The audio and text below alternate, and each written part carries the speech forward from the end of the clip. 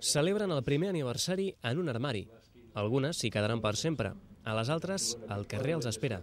Són les gairebé 86.000 propostes de coses a fer a la ciutat i que 28.000 barcelonins van fer arribar en el procés participatiu del PAM. Algunes de curioses i molt ben elaborades, però que l'Ajuntament ha descartat.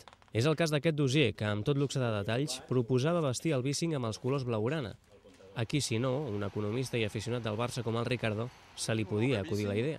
Pregona amb allò que l'expresident Núñez va dir en el seu dia al referir-se de Barcelona com una ciutat que porta el nom del club.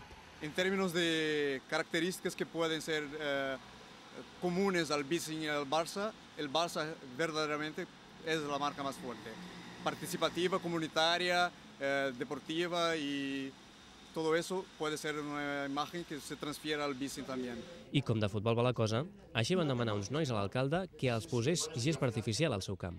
Ara, al pont de la Marina, aquelles joves promeses de la pilota, que un dia van seure de la pintura, recorden quan els partits s'havien de suspendre per la pluja o es deixaven els genolls a la sorra. El camp era tot fangós, quan tenies la pilota no podia votar i pues, això, no podies xutar, quan xutaves no podies, quan volies aixecar el peu no podies. Sí, guanyem que els defenses es tirin més i no tinguin por al porter quan es llença que no sigui el gol marcat, que no es faci tant de mal. En fora de joc han quedat, però, els seients de plàstic i el bar calent que els nanos van demanar pels oferts pares. Ens hauria agradat per això, perquè fem moltes hores i quan plou o quan fa molt fred és incòmode. Més aquí això és ciment i llavors, esclar, hem d'anar amb els diaris a sota el trasero.